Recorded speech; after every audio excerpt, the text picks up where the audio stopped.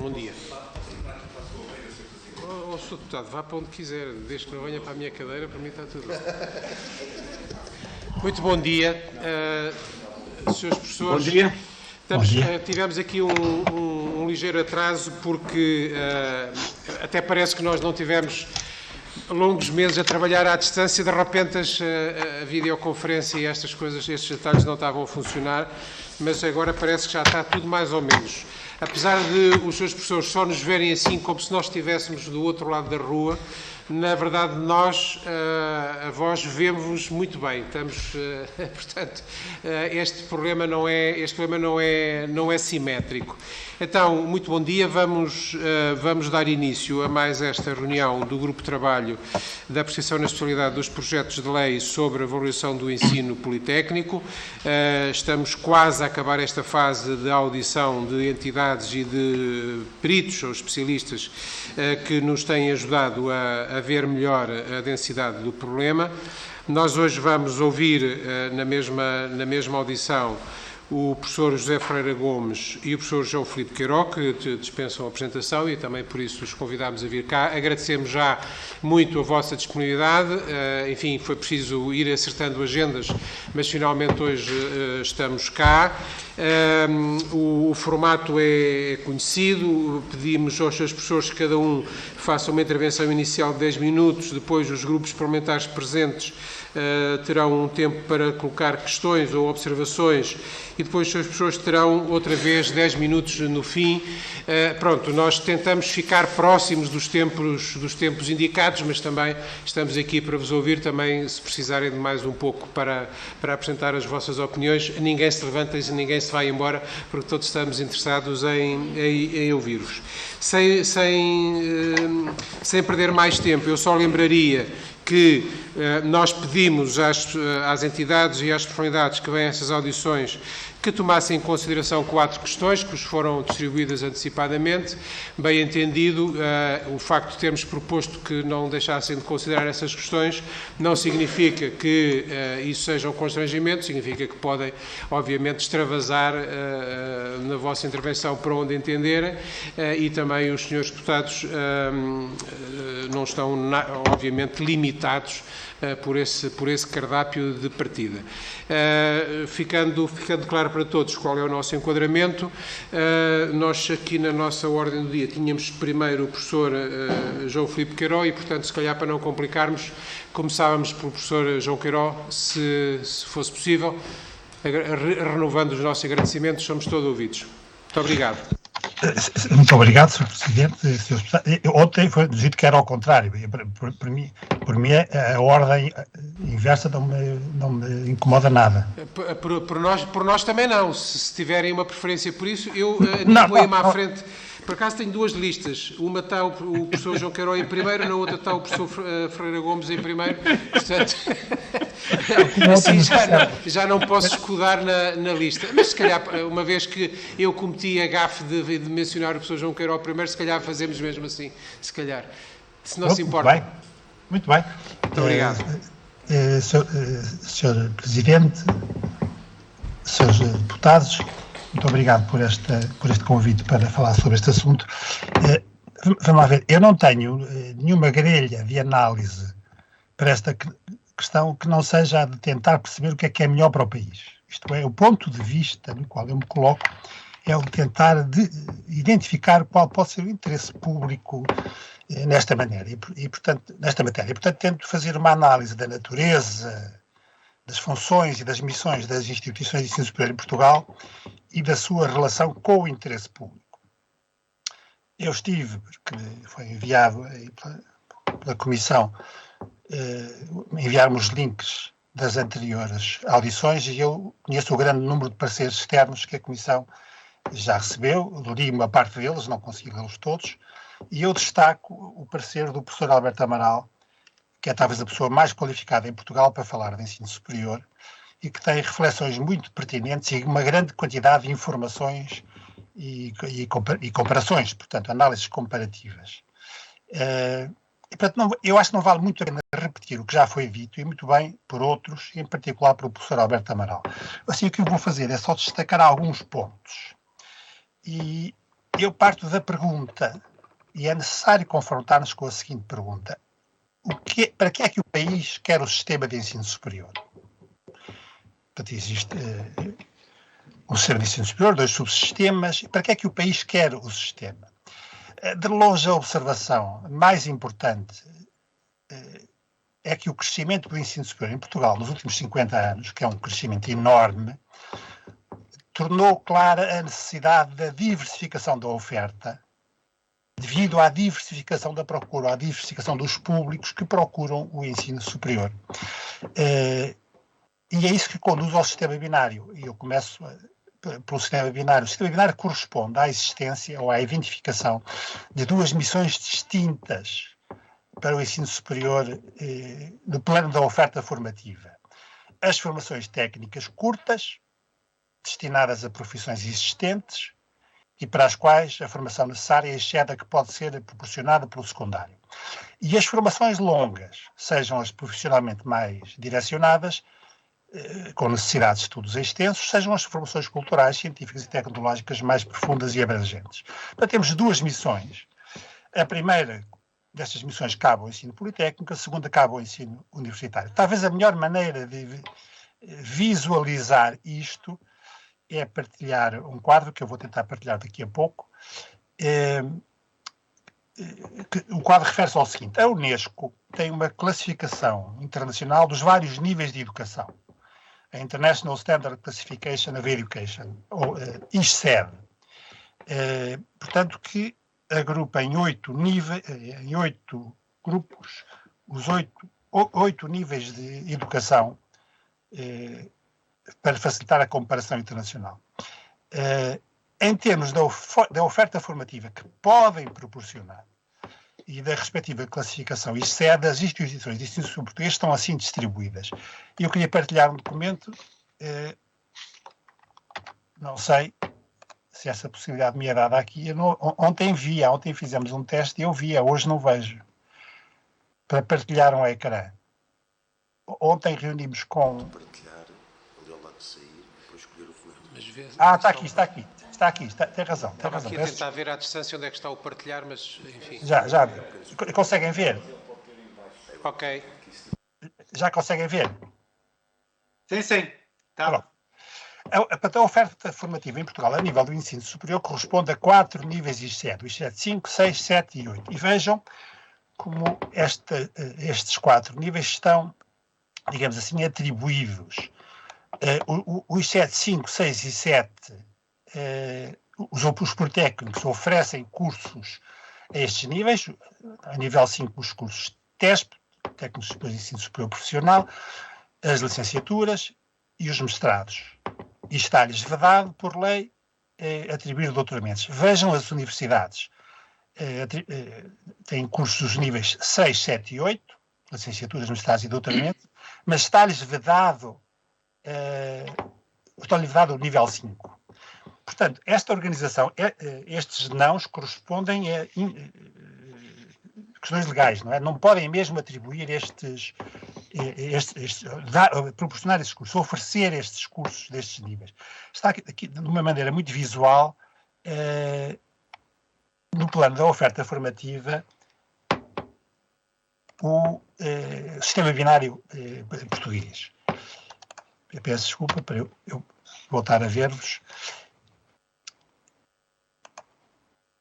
E, portanto, os testes sabem quais são os cursos, talvez destes 4 níveis são o menos conhecidos, são cursos de 2 anos, que são criados em ligação com os empregadores e as economias das regiões de implantação dos institutos e tem tido um forte crescimento nos últimos anos. O número de estudantes tem aumentado muito. O objetivo destes cursos é melhorar muito a ligação das formações às entidades empregadoras e os diplomados destes cursos saem com qualificações para trabalhar na economia real desses territórios de implantação dos institutos. E podem também ter essa dimensão, provavelmente ainda não está suficientemente aproveitada. Estes cursos podem ter um importante papel na educação superior de adultos, os cursos TESP. Portanto, esta organização que eu descrevi naquele quadro garante a diversidade e a especialização da oferta. E está alinhada com a tal divisão de missões, desde sempre atribuídas aos dois subsistemas de que eu refiro. E esta é a lógica profunda do sistema binário. Foi esta lógica que foi sempre seguida por todos os governos e parlamentos dos últimos quase 50 anos. E, portanto, são essas as duas missões que o sistema atribui ao sistema de ensino superior. É para essas missões serem cumpridas que o país quer o ensino superior. Ora bem, estabelecido isto, é perfeitamente legítimo perguntar a separação institucional que existe em quase todo o país, não em todo o país, mas em quase todo o país, é a melhor maneira de garantir o cumprimento das duas missões? Esta pergunta é legítima. E a resposta é que não necessariamente, mas foi esta a via que foi seguida em Portugal há mais de 40 anos. A separação institucional, com exceções que eu já referirei. Umas instituições garantem o cumprimento de uma missão, outras garantem o cumprimento de outra missão. Não era obrigatório ser assim. E não é assim em todo o país. Mas foi esta a via seguida. Quais são as exceções? São Aveiro. A Universidade de Aveiro tem unidades orgânicas de ensino politécnico e não há Instituto Politécnico em Aveiro. O mesmo para a Universidade do Algarve.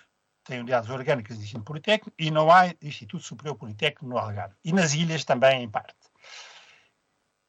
Fazer isto em todo o país era para ter as escolas politécnicas integradas nas universidades, era um modelo institucional possível. Isto era um modelo institucional possível. Aquilo que eu chamo de modelo de Aveiro e do Algarve. Mas não foi a solução seguida em todo o país, mas seria uma solução alternativa possível. Não, reparem, não transformar os politécnicos em universidades, mas integrar os politécnicos em universidades. Isto resolveria vários problemas, e os problemas resolveria haver muito maior racionalização e articulação dos cursos e havia uma gestão muito mais eficiente dos recursos humanos e outros recursos. Portanto, a integração dos politécnicos em universidades é uma via institucional possível. A alternativa atual, não a transformação dos politécnicos em universidades. O que é que está em causa e levou a todas estas audições? É aquilo que em todo o mundo se chama a deriva académica dos politécnicos. É o que aqui está em causa. Qual é o problema da deriva académica dos politécnicos? É que ela faz o país correr o risco de uma das missões deixar de ser cumprida. A missão dos politécnicos. E eu explico melhor o que quero dizer com isto. Olhando para o Reino Unido. Já ouviram de outros oradores, creio que também do professor Alberto Amaral, mas não só, o que é que aconteceu no Reino Unido. Em 1992, há precisamente 30 anos, o governo conservador do Reino Unido transformou de uma assentada todos os politécnicos em universidades. Os argumentos foram parecidos com os usados cá, e que eu, sem querer ofender ninguém, nem o governo do Reino Unido da altura, nem os proponentes de agora, me atrevo a considerar argumentos de superfície. E já ouviram noutras audições que as coisas não correram bem. Com os pormenores que já ouviram, com certeza, as coisas não correram bem. Talvez o professor Ferreira Gomes possa dizer alguma coisa sobre isso. Mas muito mais, ou melhor, mais interessante do que isso, não só as coisas não correram bem do ponto de vista da natureza do sistema, como no cumprimento das missões.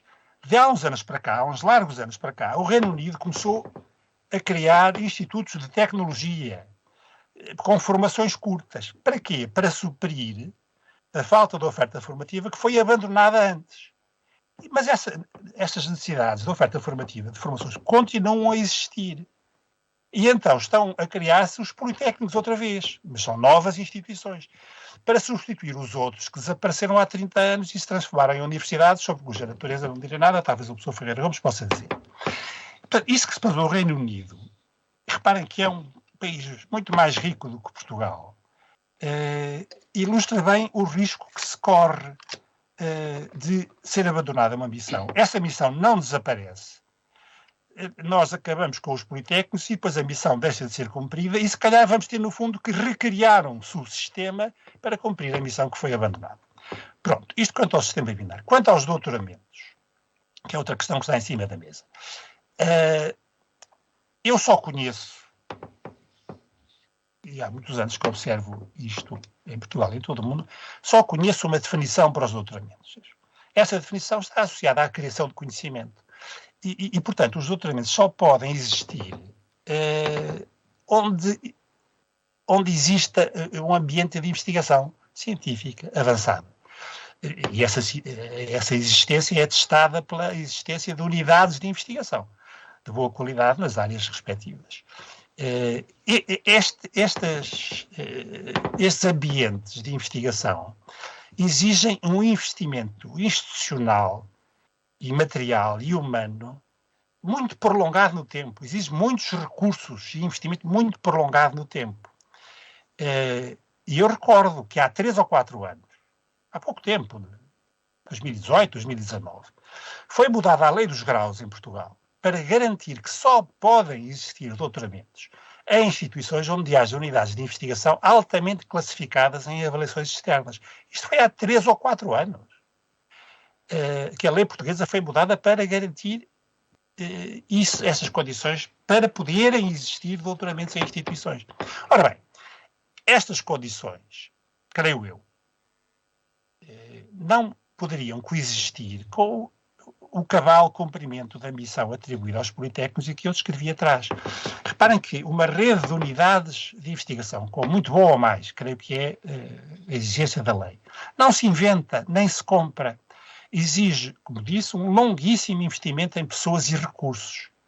E não se vê onde é que esses recursos estão neste momento, bem pelo contrário. E obrigaria ao abandono de outras prioridades.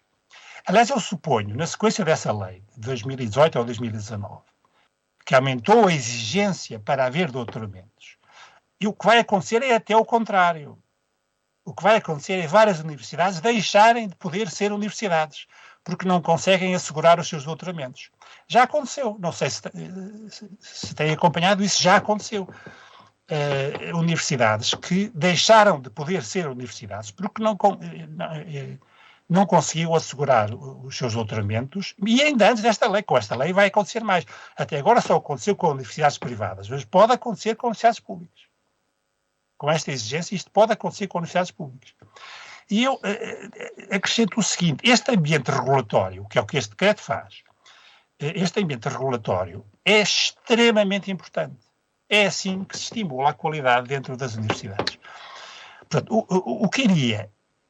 Sr. Professor, desculpe, deixe-me só indicar que já vai nos 14 minutos. Muito obrigado.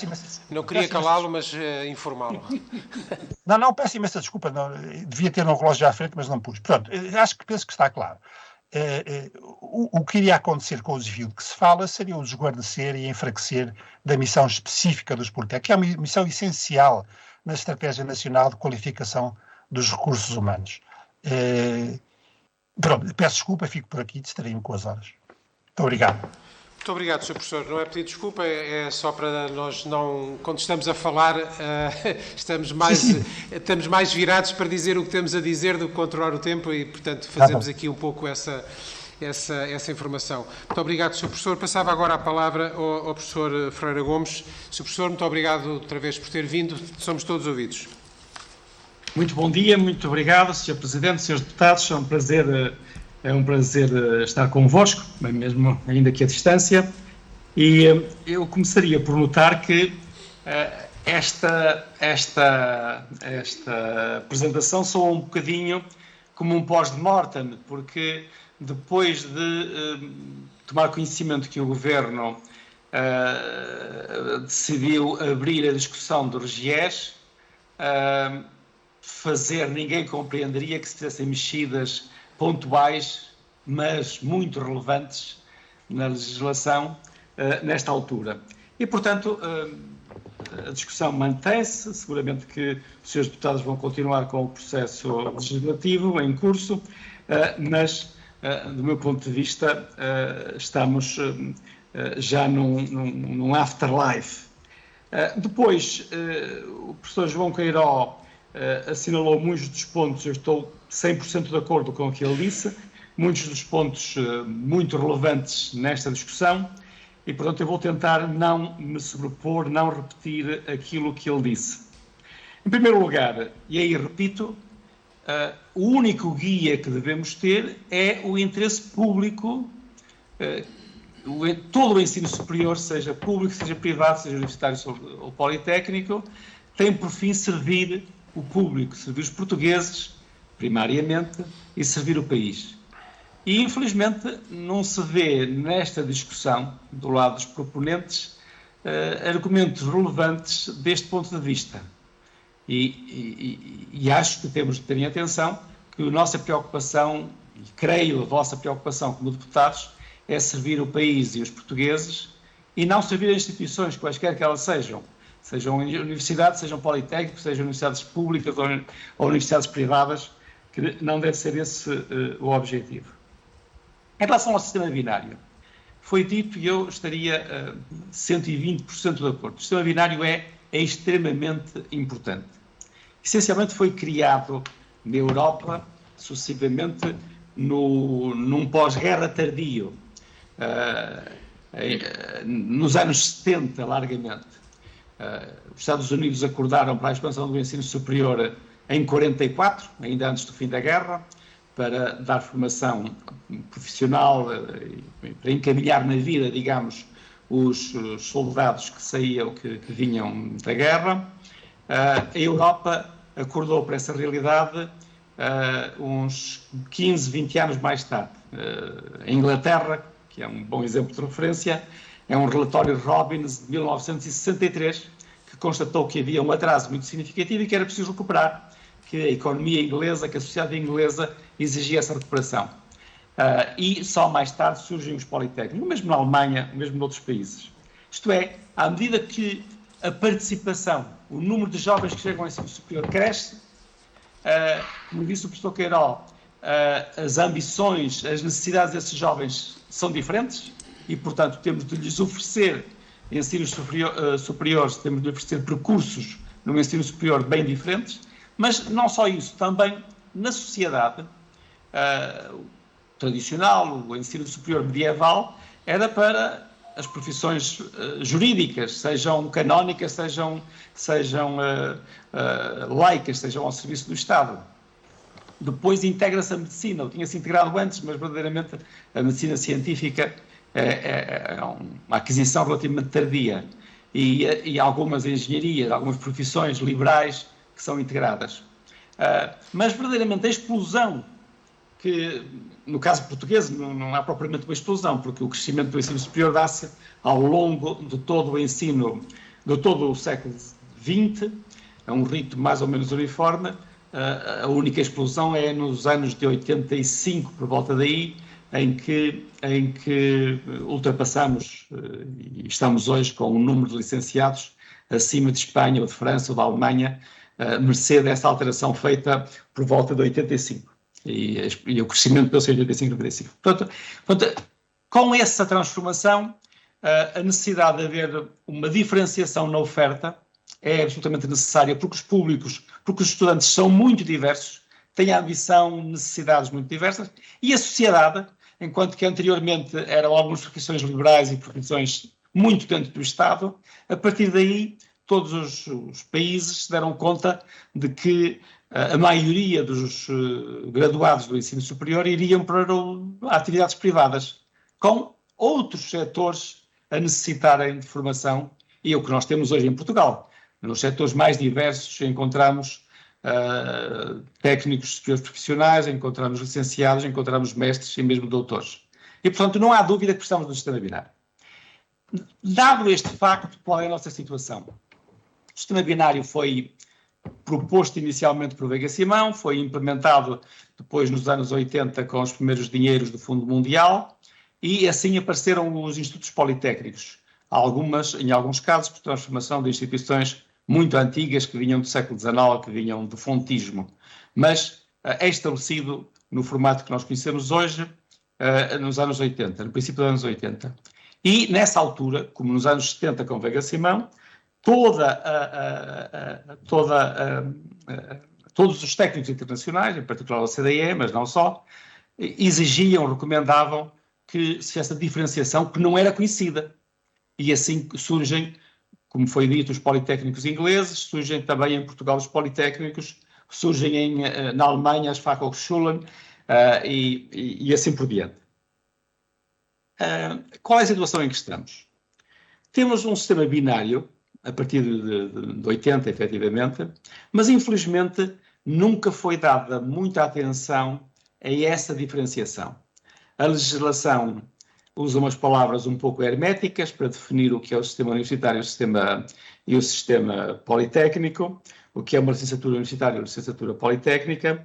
Nunca houve políticas que estimulassem um percurso, um encaminhamento diferente dos dois subsistemas e, por isso, muito naturalmente e compreensivelmente, há uma imitação. Isto é, os professores que foram, logo no início, assumir as suas funções docentes nos institutos politécnicos, fizeram aquilo que sabiam, que era aquilo que tinham visto fazer nos cursos universitários que tinham frequentado. Portanto, as coisas começam relativamente mal. E depois pioram. E nos últimos 20 anos pioraram de forma marcada. Permite-me assinalar 2 ou 3 pontos. Primeiro, progressivamente foi exigida a investigação aos institutos politécnicos, aos professores dos institutos politécnicos. E a mensagem foi sempre, estão aí as universidades ao lado, juntem-se a elas. Ora, se nos juntarmos, tornámos-nos semelhantes. E é isso que tem acontecido nessa componente. Depois, com o processo de Bolonha um pouco apressado, talvez atabalhoado em Portugal foi o único país em que deu uma enorme machadada ao ensino politécnico por essa intervenção. Porque, ao criar uma semelhança, uma analogia completa entre os ciclos de estudos do ensino universitário e do ensino politécnico, embora lá tenha algumas palavras-chave que, bem lidas, assinalam a diferença, não são suficientemente fortes para que a agência de acreditação o force na prática. E, portanto, as licenciaturas universitárias e politécnicas aproximam-se a partir de Bolonha, o que é um erro e que é um erro único na Europa. A maioria dos países mantiveram sistemas, a começar pelo francês, onde começou este processo, e mantém a separação estrita. Ou o sistema belga, se quiserem, e o holandês, que são sistemas bem estabilizados, onde mantém a existência de licenciaturas mais académicas e licenciaturas profissionais, as antigas licenciaturas antigas e novas licenciaturas do ensino politécnico. Portanto, este descuido, premeditado ou não, na transformação de Bolonha foi extremamente pesada. Depois, a seguir, vem o Estatuto da Carreira Docente. Em 2009, num decreto publicado em 31 de agosto de 2009, revê-se o Estatuto da Carreira Docente do ensino politécnico, do universitário também, mas não mexe muito, do ensino politécnico, aproximam quase completamente do universitário. E, portanto, ficamos com 2 sistemas que são quase iguais, menos no nome e menos nos alunos que o frequentam, deve dizer-se. E isso é muito importante. Os alunos que frequentam, em geral, as universidades e os institutos politécnicos em Portugal são bastante diferentes. Nas universidades, particularmente nas grandes do litoral, entram praticamente só estudantes que passam pelo Concurso Nacional de Acesso. E pensamos nas engenharias, que é uma área de risco, porque existe uma duplicação dos 2 lados, duplicação das designações. No ensino universitário entram essencialmente alunos que fizeram a física e a matemática do secundário, e alguns cursos do ensino politécnico, de institutos politécnicos, têm 0 alunos que fizeram matemática IA e física do ensino secundário e, portanto, nos primeiros anos não podem mais do que ir voltar ao 10º ano para pegar nesses temas, ou então saltar e fazer um curso profissional. E eu acredito que esse salto é muito útil.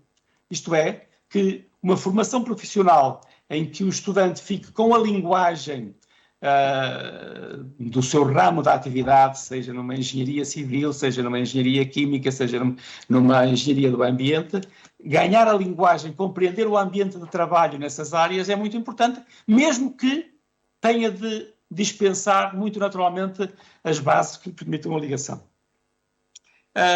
E para também não ser terminado, o problema dos doutoramentos. Eu recomendava aos senhores deputados que lessem e relessem o parecer da OCDE para usar um agente externo. Os peritos que estiveram convosco, um europeu e outro norte-americano, são peritos muito reconhecidos, que não disseram coisas que não tenham sido ditas por outros intervenientes, como foi dito por Sr. João Queiró, em particular pelo Alberto Amaral. Mas, em relação à existência de doutoramentos, não fecham a porta, mas com a experiência, particularmente a experiência americana, lembram que deveriam ser doutoramentos profissionais. E aqui, cuidado, eu tenho visto defender alguns dos defensores dos doutoramentos nos institutos politécnicos, argumentando que se trata de doutoramentos empresariais. Não. Como disse o professor João Queiró, um doutoramento empresarial é um doutoramento, ponto final, tradicional.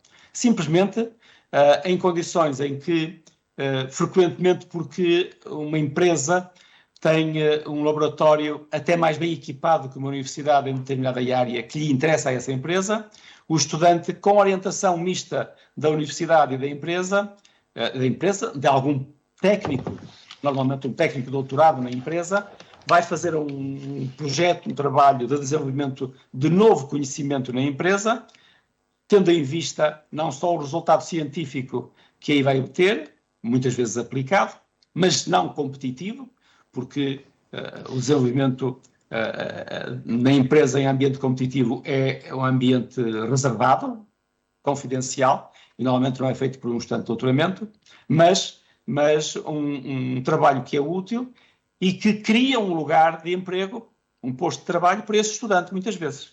Portanto, não confundamos, um doutoramento em empresa é qualquer coisa muito respeitável, que em Portugal há muitos anos que é incentivado.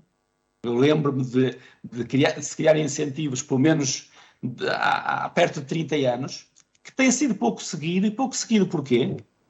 Porque as nossas empresas são principalmente pequenas e médias empresas, sem laboratórios de investigação pré-competitiva muito relevantes e, portanto, com dificuldade de aceitar, de receber estudantes de doutoramento. E também não têm ainda quase nenhum doutorado e, portanto, fazer acompanhamento. O doutoramento profissional, como disse particularmente o perito do Desculpe OCDE... interrompê-lo, mas é só para dizer que está perto dos 14 minutos. Ok, então termino já. Só referir-me ao doutoramento profissional, que recomendava que fossem rever a definição dada pelo perito americano, que estava simplesmente a transmitir a experiência dos Estados Unidos. E nessa área eu devo dizer, a Califórnia, que é o estado com um sistema mais estabilizado, cria um ambiente de investigação para os seus estudantes, para 10% dos seus estudantes. Nós estamos com mais de 50% dos nossos jovens a pretender que eles entrem num ambiente de investigação universitário ou politécnico. Isso é impossível, não há país nenhum que tenha meios para o manter. Mas na Califórnia, na California State University, há alguns doutoramentos, particularmente em áreas de formação de professores. Os peritos da OCDE recordaram também áreas como a enfermagem ou a fisioterapia, em que o que se pretende, ou o que se pode pretender é um desenvolvimento da profissão, um aperfeiçoamento profissional, e isso pode ser feito nesses ambientes. Peço desculpa por passar o meu tempo e fico por aqui. Muito obrigado, Sr. Professor. Muito obrigado a ambos pelas contribuições que nos trouxeram. Enfim, quem vos vai lendo já antevia que seriam intervenções de qualidade, independentemente da orientação. E agora pedir aos seus deputados representantes dos grupos parlamentares que colocassem as suas questões e começávamos, como é de praxe, pelo grupo parlamentar do PS, o Sr. Deputado Tiago Estevão Martins, por favor. Obrigado, Sr. Coordenador, Srs. Deputados, Srs. Professores José Ferreira Gomes e João Queiró. Eu começava naturalmente por agradecer os contributos e as intervenções que aqui fizeram e não só a partilha do conhecimento adquirido, mas também da experiência, da larga experiência que foram adquirindo também no desempenho de funções governamentais. E eu começava esta minha intervenção pela mesma questão que foi colocada pelo professor João Queiró, porque a condição de partida, ou aliás, a questão de partida tinha que ver com para que quer o país o sistema de ensino superior como o conhecemos. E, de facto, esta é a pergunta de base para qualquer discussão quando falamos da alteração tanto do regime jurídico das instituições de ensino superior como da própria lei de bases do sistema educativo.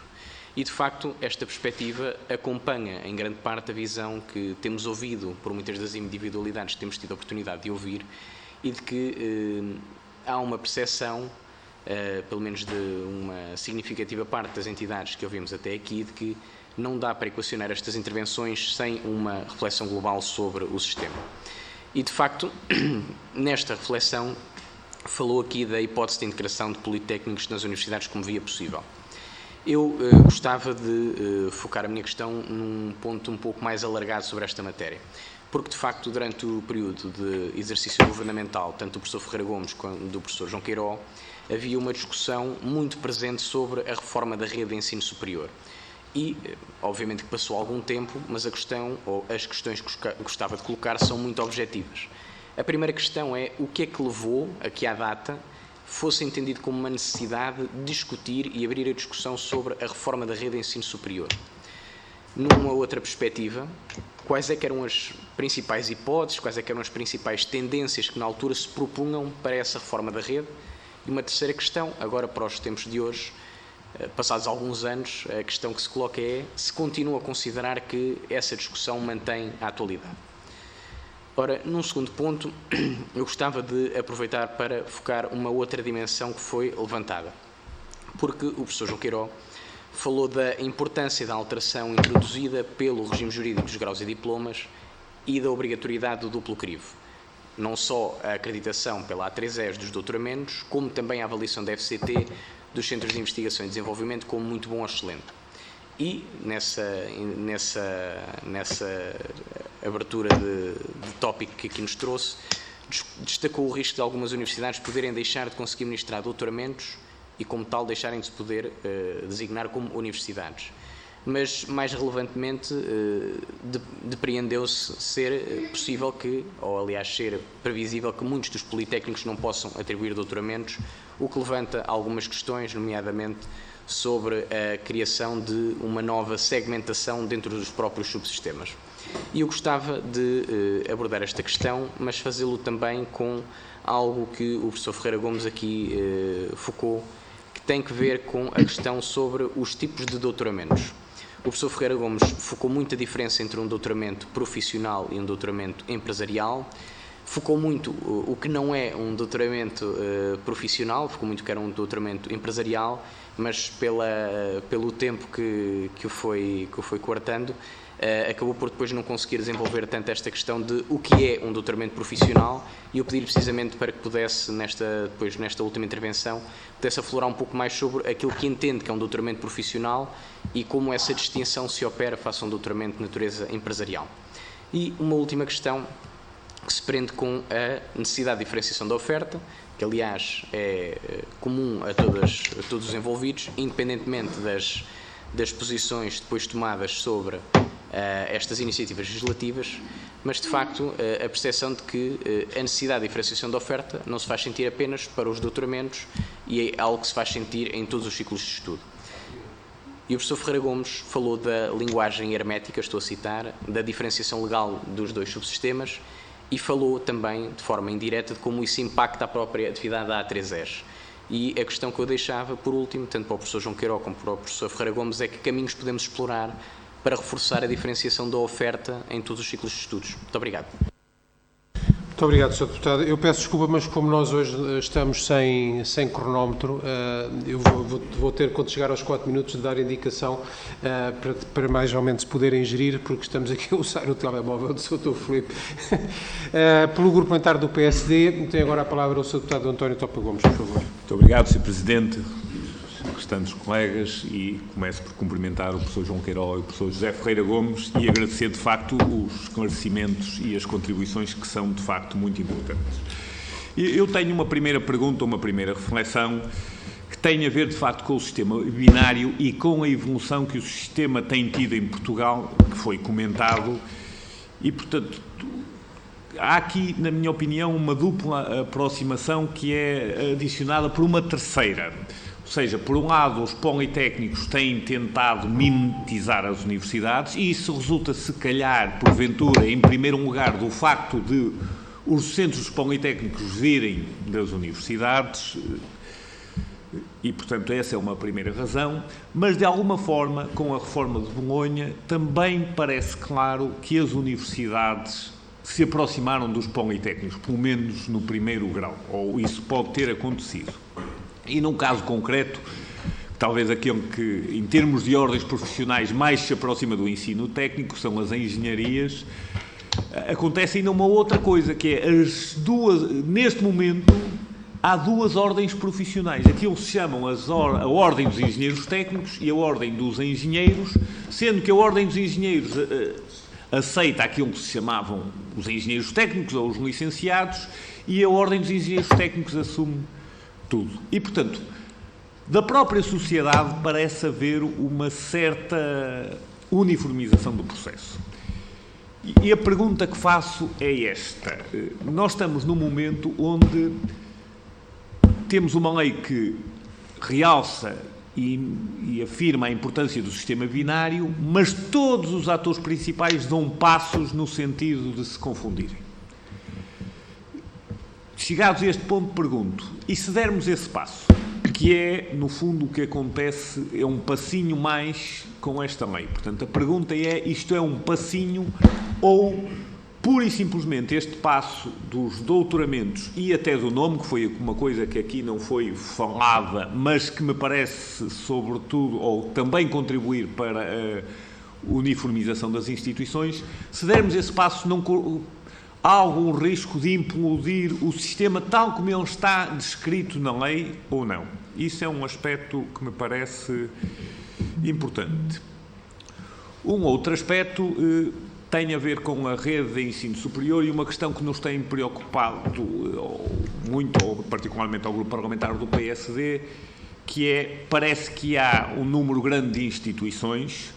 De alguma forma, quando se criaram os politécnicos, houve também uma certa preocupação de coesão territorial e, ao se dar este espaço, em que medida estamos a contribuir para reforçar ou, por outro lado, na vossa opinião, do vosso conhecimento, da vossa experiência no ensino superior, podemos estar ainda a desequilibrar mais o país para o litoral, porque a verdade é que a grande parte da população está no litoral e, portanto, isto acontece não só em termos de população, mas também em termos de capacidade económica, que é um aspecto decisivo para o desenvolvimento do ensino técnico. Terceira questão, julgo que não terei muito mais tempo, que é grande parte destes pedidos resultam da pressão dos professores dos politécnicos. E resultam dessa pressão porque, de facto, têm procurado fazer também uma carreira de investigação e, portanto, de alguma forma se sentem diminuídos nessas possibilidades de fazer carreira de investigação. Há um conjunto de politécnicos que dizem que têm centros de investigação e que fazem investigação e só não são avaliados como muito bom ou excelente porque têm a limitação de não poder conferir o grau. Da vossa percepção e experiência, digamos, isto é de facto um problema, ou seja, não poder conferir o grau é de facto o que os impede de ter essa projeção, essa capacitação e, de alguma forma, não corremos o risco de criar professores absolutamente iguais que depois possam tender a abandonar o nosso sistema politécnico de uma vez por todas. Ainda relativamente aos professores, só uma questão, e não me alongo mais, é em que medida eles, vocacionando-se muito para a investigação, não podem passar a ser piores professores menos capazes, enquanto formadores do ensino politécnico, que todos reconhecemos como extremamente importante para a nossa sociedade. Muito obrigado. Muito obrigado, Sr. Deputado. Passava agora a palavra pelo Grupo Parlamentar do Chega ao Sr. Deputado Gabriel Mitar Ribeiro. Por favor, Sr. Deputado. Obrigado, Sr. Deputado Coordenador, que soube criar um dos espaços mais interessantes da minha curta experiência parlamentar. Ele não está a ouvir, mas fica já a saudação. Senhoras e senhores deputados, uma saudação especial ao professor João Queiró e ao professor José Ferreira Gomes. Eu vou colocar a tónica da minha intervenção no aspecto político, sobretudo no aspecto político, para clarificar o papel do Estado neste processo. Isto é, a clareza do discurso político é muitas vezes, no sentido da clareza do discurso da tutela política, é muitas vezes tão importante quanto a lei para regular o sistema. E saber isto, primeiro, se o Estado deve ser claro na defesa da manutenção de um sistema binário, isto é, de um sistema plural ou diversificado. Se o Estado deve ter esse discurso. Ou se, pelo contrário, o Estado deve ter um discurso também claro no sentido da fusão ou da unificação entre universidades e politécnicos. Terceiro, se o Estado deve optar por uma perspectiva, digamos assim, liberal. Um Estado liberal que deixa que o sistema universitário, no âmbito da sua autonomia, se regule por si mesmo. Portanto, eu estou a colocar a tónica, queria saber a opinião dos senhores professores, estou a colocar a tónica, não em aspectos legais, técnicos, não nesse sentido, mas estou a colocar a tónica na capacidade do discurso político de regular o sistema de ensino superior. E pergunto a questão por uma outra via que ontem coloquei na sessão que tivemos na audição da Sra. Ministra. Isto é um pouco provocatória a minha observação, mas é no sentido de fazer pensar. Nós temos uma entidade regulatória, que é a A3ES, que tem regulado o sistema no sentido binário. Depois temos a FCT, que ignora essa característica e centra-se na qualidade da investigação. Portanto, há aqui, de alguma forma, uma incongruência. O Sr. Secretário de Estado, ontem, Pedro Nuno Teixeira, disse que a FCT é avaliadora, não é reguladora. Muito bem. Mas há aqui uma incongruência entre estas entidades. Agora, qual é o papel da outra entidade reguladora, que é o Ministério da Ciência, Tecnologia e Ensino Superior? Não é de definir uma posição política estratégica muito clara? Portanto, uma instituição faz uma coisa, a outra faz outra. E o que é que quer a orientação política? Portanto, é uma observação nesse sentido. Um outro aspecto é a diversidade de formações no ensino superior. Nós temos 610 doutoramentos, cerca de 2.100 mestrados, 1.512 licenciaturas. Portanto, há aqui um crescimento enorme no sentido da fragmentação. Fragmentação é uma coisa, diversidade e pluralismo é outra. Portanto, nós estamos aqui, se calhar, com alguma dose de satisfação de interesses pessoais que há dentro das universidades. E eu coloco esta questão para saber se as entidades reguladoras em Portugal têm força suficiente, no sentido de força política, e quando digo entidades reguladoras incluo o Ministério, a A3ES, a FCT, se têm capacidade efetiva para introduzir reformas. É que nós sabemos que as reformas geram sempre resistências. Há lobbies no ensino superior como em qualquer outra área.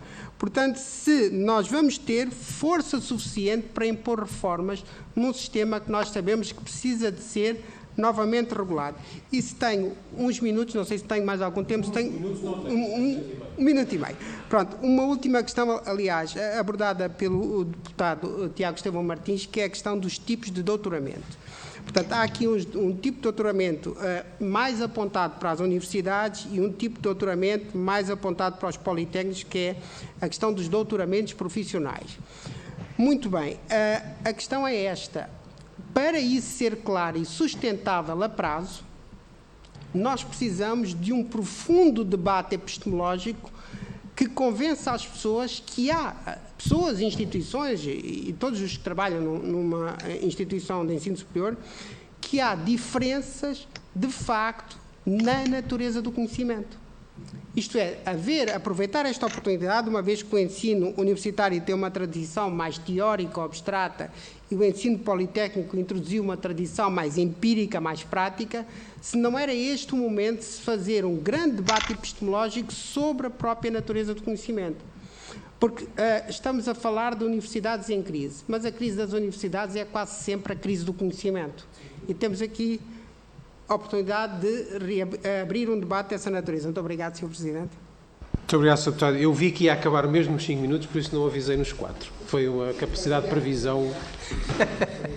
Obrigado. Agora, eu dava a palavra ao parlamentar do Partido Comunista Português, Sr. Deputado Alfredo Maia, por favor. Muito Muito obrigado, Sr. Deputado Coordenador, Srs. Deputados. Cumprimento os Srs. Professores João Queiró e Ferreira Gomes. Eu não me alongaria muito, até porque os meus colegas esgotaram já algumas das questões que eu próprio gostaria de colocar. Em todo caso, enfatizaria justamente o meu particular interesse no desenvolvimento e na explicitação desta distinção entre doutoramentos profissionais e os doutoramentos empresariais. E em relação aos doutoramentos empresariais, chama a atenção que a Sra. Ministra da Ciência, Tecnologia e Ensino Superior tenha enfatizado muito a oportunidade dos doutoramentos em ambiente não académico, isto é, nas empresas e também em instituições e organismos do Estado. Gostaria que refletíssemos um pouco sobre, aliás, exemplo do que o meu colega do PSD já aqui também colocou, que é a existência de uma rede, enfim, eu não diria exatamente capilar no país, mas com uma realidade multicêntrica em algumas regiões, que tem uma importância desde logo em termos do acesso de muitos jovens ao ensino superior, sobretudo de famílias que não têm condições para suportar os encargos com a colocação em universidades, enfim, nomeadamente Lisboa, Porto e Coimbra, Aveiro e Minho. E em relação a esta rede multicêntrica, a verdade é que estamos a falar de instituições de ensino superior politécnico de dimensões e de capacidades distintas. E há até, em alguns meios, e até dirigentes de politécnicos, que defendem uma fusão, uma concentração, quanto mais não seja de âmbito mais regional. Há quem dê o exemplo, fundir Santarém com não me lembro agora o nome, não me lembro agora o sítio, enfim, Tomar, por exemplo, exatamente, Santarém com Tomar. Eu gostaria que os seus professores desenvolvessem um pouco sobre a vossa reflexão sobre estes temas. Muito obrigado, Sr. Deputado Alfredo Maia. São estes os universitários que estão representados na reunião de hoje e, portanto, concluímos a fase de questionamento. Eu sugeria que agora fizéssemos ao contrário e que dessemos primeiro a palavra ao professor Ferreira Gomes. O ponto de partida é que sejam intervenções de 10 minutos. Como já perceberam, também não somos assim tão rígidos que desperdicemos o vosso contributo por causa de 2 ou 3 minutos. Sr. Professor, por favor. Muito obrigado e muito obrigado aos senhores deputados pelas perguntas, a maioria muito oportunas e muito importantes para o ponto em discussão. Eu vou tentar responder diretamente, nem sempre com toda a correção política, aos problemas que foram postos. Ao senhor deputado Tiago Esteban Martins, essencialmente 2 pontos: rede e doutoramento profissional. O problema da rede. E as preocupações que têm havido ao longo dos anos, particularmente quando tive algumas responsabilidades nesta área. A rede que nós temos hoje a rede de instituições do Estado, resulta das pressões que foram sentidas, pressões da procura e depois pressões políticas regionais da resposta nos anos 80 e princípio dos anos 90. Nessa altura, onde quer que se criasse uma instituição de ensino superior, os alunos iam lá ter, porque a procura tinha crescido imenso, a resposta atrasava-se muito, a resposta estatal e mesmo a resposta privada, e, portanto, o problema da procura, da existência de estudantes não se punha. A partir do ano 2000, o número de estudantes mais ou menos estabilizou, as instituições, particularmente as dos grandes centros, continuaram a crescer, isto é, tinham interiorizado uma dinâmica de crescimento e todos os senhores reitores e presidentes de politécnicos das grandes instituições consideram hoje que o sucesso do seu mandato é ter aumentado o número de estudantes, e isso faz-se naturalmente à custa das instituições mais pequenas. E, portanto, temos um problema de rede, porque foram criadas instituições em zonas onde a população é demasiado diminuta, era demasiado diminuta na altura e é hoje muito mais diminuta do que era no momento da criação, nos anos 80, princípio dos anos 90, e, portanto, temos um problema. E temos um problema que, agravado pelo facto de, muitas vezes, a Universidade, o Instituto Politécnico, ser quase a única instituição de certa dimensão que existe naquela cidade. E, portanto, na minha perspectiva, e foi essa a perspectiva também que, seguida pelo governo de que tive a honra de fazer parte, não podíamos diminuir, reduzir a dimensão das instituições. Mas isso não se pode conseguir num terreno plano, digamos, num campo de jogo plano, sem árbitro muito forte. A tendência será para que os estudantes, como em todo o mundo, procurem a instituição próxima da sua região de residência, se possível, que a possam frequentar a partir de casa. É o que é a tendência em todo o mundo, a partir da massificação. E, portanto, a sobrevivência da rede como a temos hoje, particularmente a Universidade e os Institutos Politécnicos em zonas de baixa densidade, o que significa tudo que está fora da corda Braga-Lisboa, se quiserem Setúbal um pouco, só é possível se houver diferenciação positiva. E por isso, já no meu tempo membro do governo, conseguimos introduzir um pequenino programa, um pequeno incentivo, insuficiente, mas era um sinal, o mais superior, que tem sido mantido, mas não tem crescido à dimensão necessária, como meio de induzir alguns estudantes do litoral a irem estudar, a irem frequentar alguma das instituições do interior, universidades ou politécnicos. É um mecanismo que eu vejo possível para corrigir um plano inclinado, e cada vez mais inclinado, porque, digamos, em abono da verdade, o ensino superior tem esta preocupação. Outros setores da administração pública não têm. Não consta que todas as operações ou apêndices sejam feitas em Beja. E era possível. Todas as planeadas. Ou que grandes serviços, mesmo de back-office, vão para zonas onde não há população e, portanto, tenham de atrair novos trabalhadores. Isso é feito por empresas privadas e não tem sido feito pelo Estado. Tanto isto quanto à rede e às preocupações da rede, que não tem propriamente solução. Doutoramento profissional. Doutoramento profissional, eu falei nisto, mas tenho de dizer que é um conceito relativamente novo, como conceito relativamente novo, pouco estabelecido, particularmente na Europa. E, portanto, é, pela natureza das coisas, particularmente no meio académico, no meio universitário, é um conceito controverso. Não é meu, não estou a trazê-lo como originalidade. Foi trazido numa linguagem algo prudente pelo perito americano da OCDE e tinha sido trazido pelo ministro Manuel Leitor no princípio do seu mandato. Todos se lembrarão do esforço ou da menção em frequentes discursos, em frequentes expressões, para o que ele chamou de investigação baseada na prática.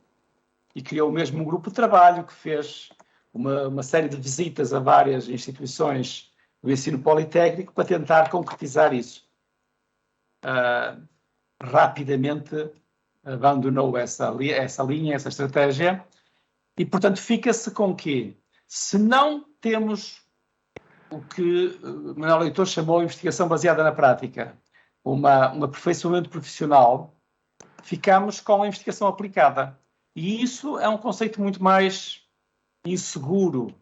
Se a investigação, se o desenvolvimento profissional é difícil e disse aqui o meu colega João Queiró, não é claro que esteja para todos os universitários dentro do conceito de doutoramento, A investigação aplicada, se for de boa qualidade, se tiver realmente original relevância, é a investigação, ponto final. E, portanto, é plenamente aceita em qualquer universidade, em qualquer parte do mundo. Mas não serve, portanto, não é fator suficiente para diferenciar. E por isso a minha preocupação é expressar um bocadinho de que se falarmos em doutoramentos empresariais como solução para termos doutoramentos nos institutos politécnicos, por estarem mais perto das empresas, tem sido argumentado, eu tenho muitas dúvidas do resultado final. Quando daqui a 10 anos formos fazer uma reavaliação, ou 15 anos, se for de 15 em 15 anos que se faz a reavaliação destas coisas com o RGES, o que vamos ver é que alguns doutoramentos em empresas se terão transformados em estágios, com um pequeno relatório de estágio que passa por tese de doutoramento. E este seria um caminho que eu não gostava de ver para o nosso ensino superior. O ensino superior, como sabemos, em todo o mundo é muito heterogéneo. Os doutoramentos são bastante heterogéneos. Um pequeno país como o nosso tem de competir pela qualidade dos seus quadros, pela qualidade de todos os seus profissionais. E, portanto, tem de ter muito cuidado com o downgrade, com a desqualificação de algumas dessas formações. E ela está a ocorrer. Temos de ter a consciência de que o valor de uma licenciatura hoje é menor do que era há 50 anos, que o valor do mestrado era menor, que o valor de um doutoramento ainda não sabemos bem, porque poucos saíram da administração pública. E aí é gerido por outros critérios. O Sr. Deputado Topa Gomes pergunta-me: há claramente uma deriva de politécnicos no sentido universitário? Eu diria, e ao longo, tive oportunidades ao longo dos últimos, se quiserem, 40 anos, muitas vezes de comentar isto, e nunca acusei os politécnicos da deriva académica, porque ela existe no sentido inverso do lado das universidades, por boas e más razões. E se há deriva do lado do politécnico, como eu disse há pouco, é muito pela falta de políticas públicas de estímulo. Quando se põe uma única cenoura, todos os coelhos caminham naquela cenoura. Sejam coelhos universitários, sejam coelhos politécnicos, permitam uma expressão. E é o que temos e temos tido nos últimos 40 anos. É demasiado tarde e o risco disto acontecer.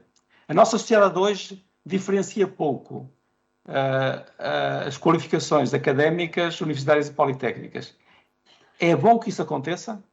Eu acho que, do ponto de vista social, que é mau, porque cria muita frustração nos jovens que procuram emprego. É mau porque os empregadores não sabem exatamente o que vale um diploma. E é mau para as instituições de ensino superior. O seu negócio, se me permitem a expressão, desde o século XIII, é vender diplomas. Vender no bom sentido, no sentido de outorgar, de diferenciar a população, de diferenciar algumas pessoas com um diploma. E o que estamos a fazer quando damos diplomas diferentes a coisas que são iguais é dizer que papel não vale, que não significa muito. E, portanto, acho que do ponto de vista de todos os participantes, que é uma estratégia errada. É possível ainda regredir? Eu julgo que sim. Não é fácil, tem de ser um processo político bem conduzido. Acho que há condições neste momento para isso. Acho que temos condições para poder dar pequenos toques que levem o sistema a que melhore no sentido de servir os portugueses e servir a nossa economia. E eu diria isso com 3 tipos de instrumentos. Primeiro... Sr. Professor, desculpe, deixe-me só dizer que está nos 11 minutos, está bem? Ok, vou terminar então. Primeiro, diria os instrumentos. Uma diferenciação mais clara, se quiserem, na lei de graus e diplomas, do que é uma licenciatura universitária e politécnica. E não tínhamos medo de chamar licenciatura profissional à licenciatura politécnica. O que ficará é algumas universidades com inveja de não poderem dar essa licenciatura, porque ela rapidamente vai ter mais procura do que a licenciatura universitária. E a licenciatura universitária tem de assumir-se como não terminal, como vocacionada para a continuação de estudos, e esse foi o erro, a meu ver, na minha opinião, o erro de 2006, que essa diferenciação não foi feita, e repito, ela mantém-se nos países mais próximos, pelo menos, em todos os países que eu conheço. Mantém-se em Espanha, em França, na Itália nem tanto, que fizeram erros mais cedo que nós, na Alemanha, nos Países Baixos, na Bélgica. Mas esta diferenciação mantém-se, a percepção pública mantém-se. E nós perdemos, e, portanto, talvez ainda seja possível lentamente regredir. Era preciso estimular a atividade, digamos, de investigação. Nós temos, no ensino politécnico, mais de 10 mil docentes, muitos em dedicação exclusiva, a quem estamos a pagar para fazer investigação. Nós, os nossos impostos. Acho que devíamos estimular a que fizessem, a que orientassem a sua atividade no sentido que parecesse útil ao país. Seguramente alguma investigação aplicada, porque alguma investigação dita aplicada pode ser aproximada do desenvolvimento profissional e, em algumas áreas, como foi dito pelos peritos da OCDE, não há outra maneira. Tem de ser um desenvolvimento profissional, que é o que acontece em alguns ramos. Alguns doutoramentos feitos em universidades não são mais do que isso, com uma designação. Portanto, é um problema de esclarecer, de clarificar conceitos. Não sei se há mais algum problema que vale a pena referir. Foi falado na fragmentação da oferta. Eu respondo a este ponto porque é uma coisa que há muitos anos nos persegue, que é olharmos para o número de cursos que temos no país e dizermos isto é uma floresta sem gestão. Cuidado com isso. A multiplicidade de cursos resulta da autonomia universitária, autonomia politécnica, para criarem os cursos com a designação que entendam. Cria certamente alguma confusão nos empregadores e seguramente nas famílias. Alguns cursos têm nomes que são impronunciáveis quase, que não vejo como é que um jovem chega à casa e diz à mãe ou à namorada o curso que vai fazer. E isso acho que é mau. Mas eu sempre me lembro de um episódio que terminava por aqui. Há uns 20 e poucos anos atrás, em Espanha, havia apenas 50 cursos universitários. Isto é, havia ainda a regulação centralizada e estava estabelecido na lei quais eram os 50 cursos, quais eram as áreas, quase as disciplinas que cada um devia fazer. Depois houve uma enorme reforma, passou de 50 para 80. E pouco depois discutiu-se se deveria liberalizar isso. E a opinião pública, pelo menos a publicada, ia no sentido da liberalização. E começou a levantar-se a onda de crítica. Temos de voltar para trás. E recordo bem que um artigo publicado no El Mundo por um perito de educação, no caso professor na Universidade de Valência, esse artigo travou, matou a discussão. No sentido seguinte, se quiser, começando por lembrar que em Inglaterra a multiplicidade de cursos é tão grande ou maior que a nossa, provavelmente maior, porque se usa esta liberdade para adaptar. Depois, porque, como eu dizia há pouco, os jovens que hoje têm um diploma vão para as atividades mais diversas. E, portanto, não há capacidade de um Estado regulador de prever quais são as atividades e prever quais são as designações. E, finalmente, porque se reduzirmos esse número muito pequeno, estamos seguramente a facilitar a vida em algumas áreas profissionais, mas estamos a inviabilizar o desenvolvimento, a criatividade das universidades e estudos politécnicos para melhorarem a sua oferta. Portanto, cuidado com essa crítica. Uma coisa é esta fragmentação da oferta que tem aspectos positivos. Outra coisa é a dispersão e às vezes a dificuldade em que a designação traduza alguma coisa de real. Embora deva dizer que a Agência de Avaliação e Acreditação, a A3ES, tem feito um bom trabalho, quer no mandato inicial do professor Alberto Amaral, quer no mandato atual do professor João Guerreiro. A meu ver, tem sido a âncora de segurança do ensino superior português e tem feito um bom trabalho. Mas não tem os instrumentos, a meu ver, para que levem esse trabalho a bom porto, como eu desejaria. Muito obrigado. Muito obrigado, Sr. Professor José Ferreira Gomes. Dava agora a palavra para encerrarmos esta audição com a sua intervenção final ao professor João Queiró. Sr. Professor. Muito obrigado, Sr. Presidente. Eu agradeço muito as perguntas, tomei nota de muitíssimas perguntas, todas interessantes, e atrevo-me a dizer que cada pergunta justificaria 14 minutos, bom, digamos 10, mas não havendo esse tempo, há um tema que perpassa pelas perguntas dos 4 senhores deputados que fizeram perguntas. Há um tema transversal, que é o tema da regulação do sistema pelo Estado.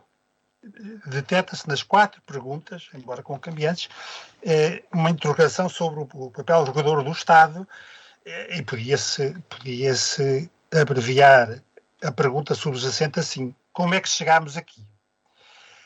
Eu creio que a resposta se pode dar, uma pergunta é muito política, pode-se dar em termos políticos. O poder regulador do Estado neste assunto foi sempre razoavelmente fraco. E isto reflete também um pouco, nos últimos 40 anos, vamos dizer assim, a multiplicidade de tutelas do ensino superior, a enorme quantidade de governantes que exerceram a tutela sobre o ensino superior, os muitos parlamentos, as maiorias variáveis, houve períodos de maioria absoluta, mas houve muitos períodos de maior, em que não havia maioria absoluta, e este foi sempre um tema difícil para os governos, ou para o Estado.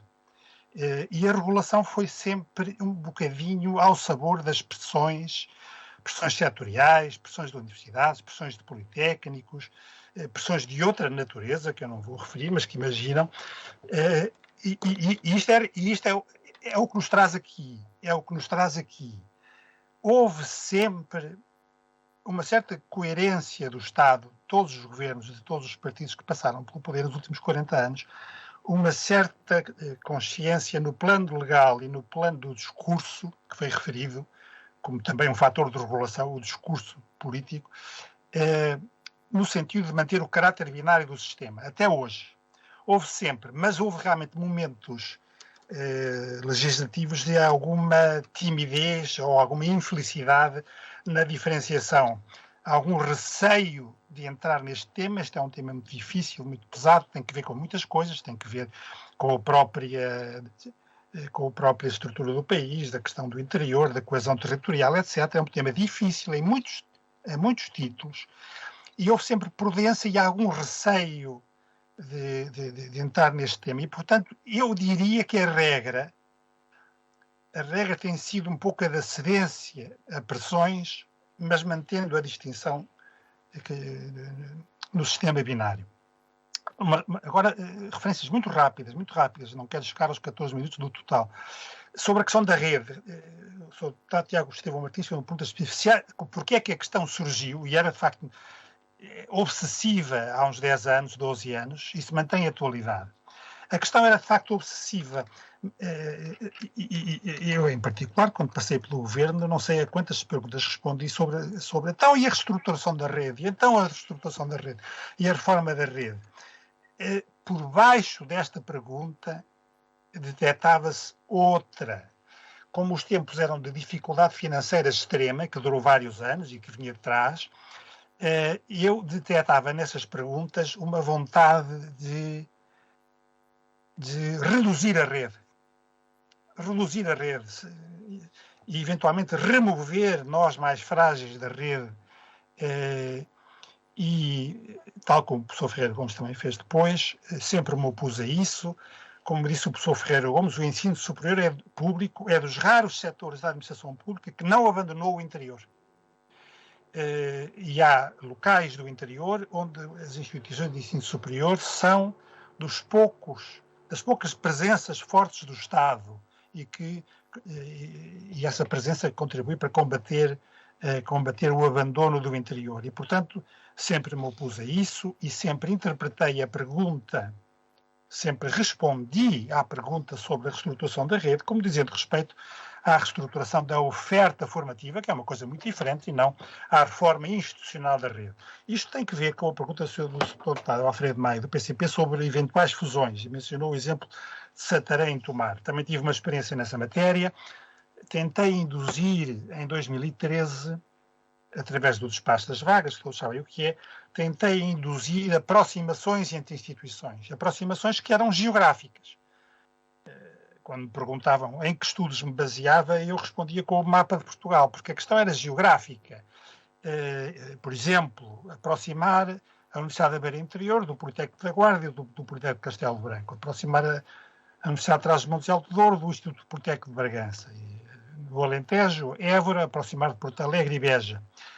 E é extremamente curioso que as instituições reagiram sempre mal e não aproveitaram essas sugestões para alguma coordenação da oferta que teria salvo cursos. É uma coisa extraordinária. Haveria cursos que não teriam encerrado nestas regiões académicas se houvesse coordenação institucional, mas foi sempre recusada.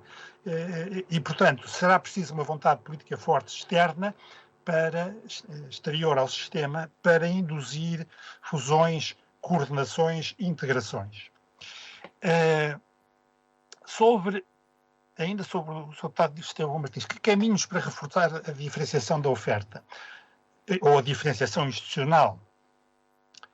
É muito interessante, eu aqui tenho que ter cuidado com as palavras, é muito interessante que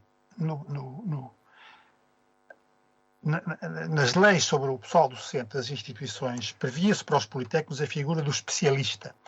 O especialista, a intenção era óbvia, era ir buscar à economia, ao tecido económico, ao tecido do emprego, e buscar, basicamente, às empresas, buscar pessoas muito qualificadas e que pudessem trazer a sua experiência como docentes nos institutos politécnicos, como especialistas nas áreas em que eram, de que provinham. É interessantíssimo que isto foi um programa que não se cumpriu. Era uma ideia ótima, era uma ideia correta, certa, iria ao encontro da missão do Politécnico, mas não se cumpriu. E a figura do especialista transformou-se numa figura académica. Transformou-se numa figura académica. O grau de especialista, criou-se o título de especialista, e o título de especialista é obtido não trabalhando numa empresa no duro durante 20 anos e acumulando saber prático sobre a empresa, mas adquire-se em provas académicas dentro das instituições. Portanto, isto mostra as dificuldades de combater as derivas académicas.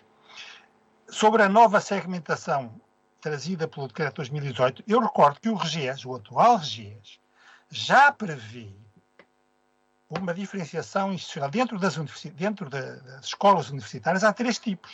Está na lei. As universidades, os institutos universitários, só há um, que é o ISCTE, e depois as escolas universitárias, que não têm que ter doutoramentos. E já está na lei.